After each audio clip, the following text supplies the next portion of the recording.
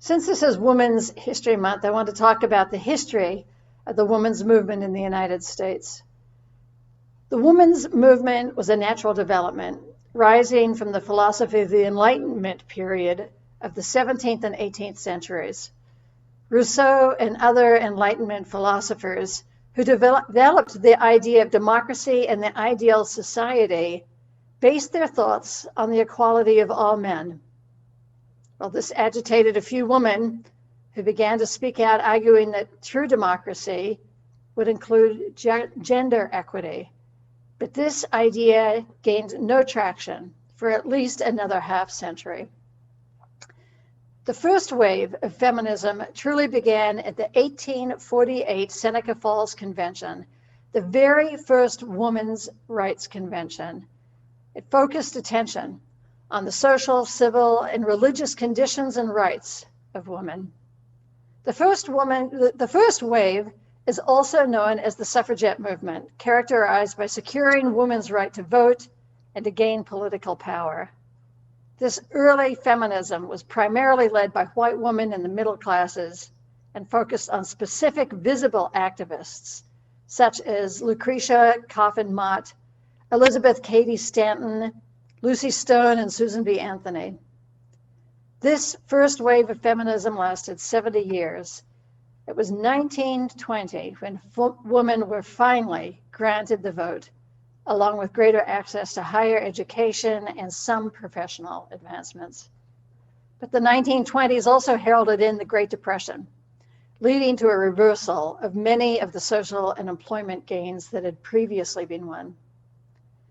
The second wave of feminism, which began in the 1960s, came as a reaction to the renewed domesticity of women after World War II. The late 1940s post-war boom was characterized by huge economic growth, a baby boom, and a move to family-oriented suburban living, along with an idealization of husband-wife marriages. Women became occupied with domestic and household duties that defined their role in society, leaving them isolated from politics and lawmaking. In the early 1960s, several events laid the groundwork for the second wave to take off. Betty Friedan published The Feminine Mystique, a book that described the dissatisfying role of being a housewife. At the same time, President John Kennedy released a major report on gender equity in the United States, and the birth control was approved by the Food and Drug Administration. These coinciding events triggered the women's liberation movement that called attention to multiple issues that impacted women, ranging from attitudes towards gender roles, oppressive laws that were based on gender, significant health issues, domestic and sexual violence, childcare, and women's employment.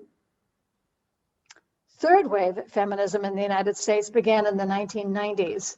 Its emergence is actually traced back locally to the Riot Girl feminist punk subculture from Olympia, Washington, along with the Anita Hill testimonies regarding the confirmation of Clarence Thomas to the Supreme Court.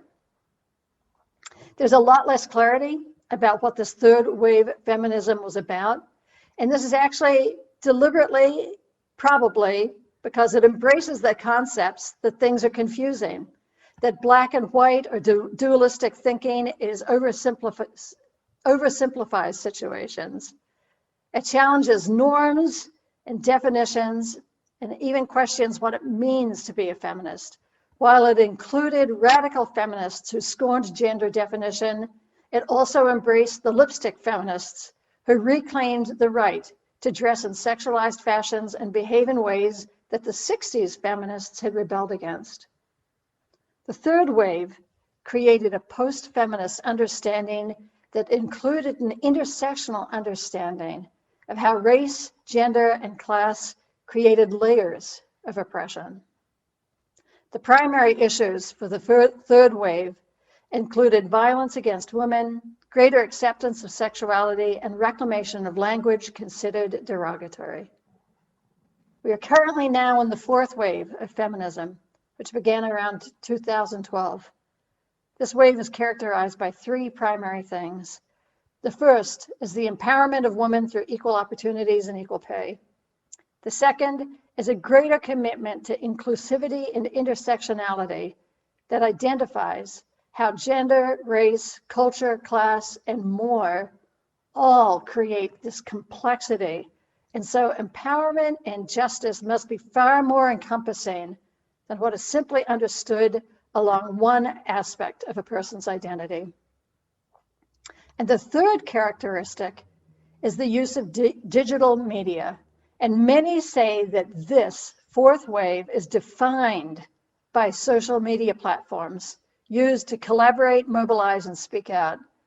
The example most familiar to those of us in the room is likely the hashtag #MeToo movement that propelled huge numbers into the streets in 2017 and 18. So many of us who have lived through these last three waves of the women's movement can see some of the astronomical changes for women that have happened in the last century. But the reality is that not all, and perhaps not most, women have benefited. Koa Beck, writer and editor of Vogue, argues that the major flaw of the women's movement, tracing all the way back to the suffragettes, is that it became more about individualized autonomy and power and not so much about collective advancement for all women. In fact, she states that if we could remove white, economically comfortable women from the picture, gender equity would be non-existent for most women of the world.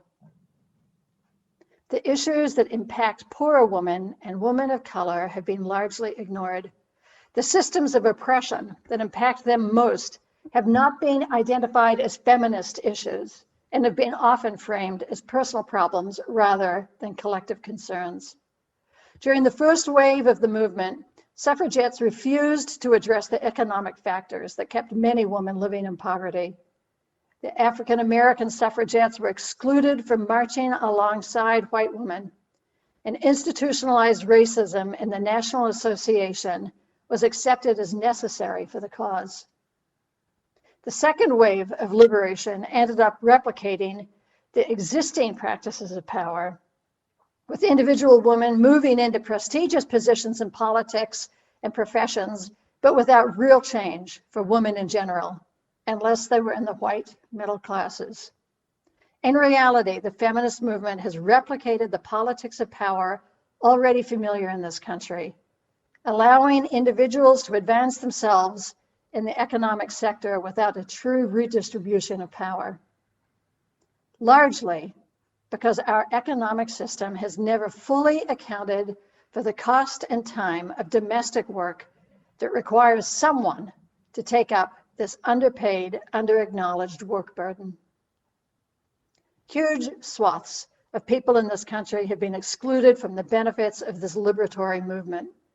We have failed to grasp the reality that individual advancement, while satisfying, does not advance identity groups or our society. We are only as healthy and well as the most marginalized or neglected in our communities. And if we ignore these people who are most in need, our whole well-being is stifled. As Unitarian Universalists, we are proud of our history as the liberal tradition.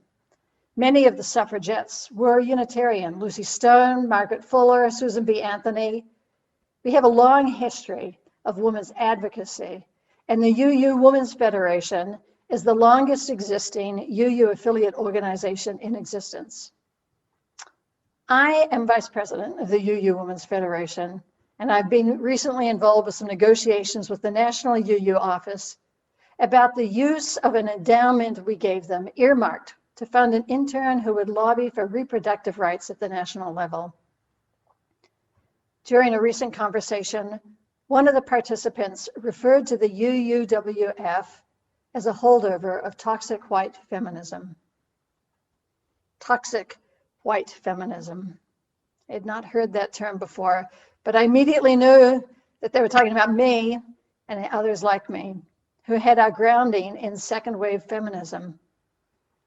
Within a week, I had purchased books and searched the internet, learning about the waves of feminism and about the exclusion of most women from the liberating efforts of the last century. I realize that I have inadvertently participated in a liberatory movement that benefited me, but at the cost of alienating too many others. As I studied and learned, the wisdom of the Reverend Nancy MacDonald Ladd came to me. In her book, After the Good News, she grapples with the progressive dream of Unitarian Universalism, and she says, the UU tendency is to view themselves and our religious faith as exceptional, the legacy that prepared us to take our place in the arc of history as it bent ever onward toward justice. The danger of exceptionalism is that it can lead us to be paternalistic, acting as though we know better than others.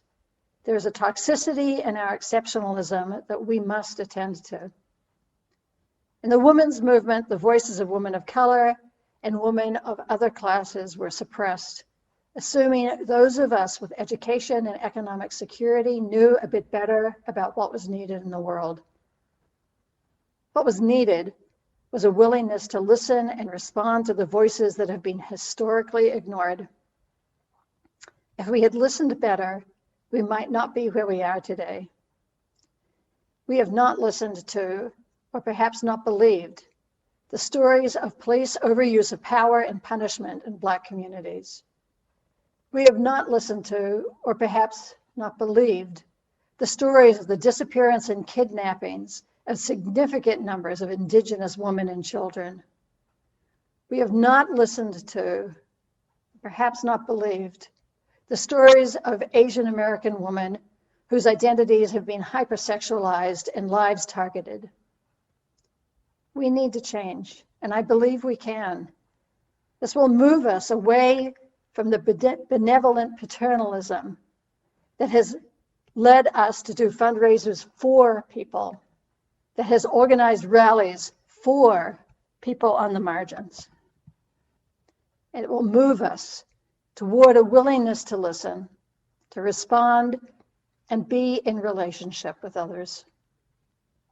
I really believe that we are on the cusp of change, and I think that that's what's causing deep unrest in this country. But if we see our way forward with an open heart, an open mind, and an open ears, I believe we can move into a new form of progressive understanding, one that does not center us as exceptional. I invite you, let us go into this with a willingness to change, to transform ourselves, and thus transform the world. May it be so.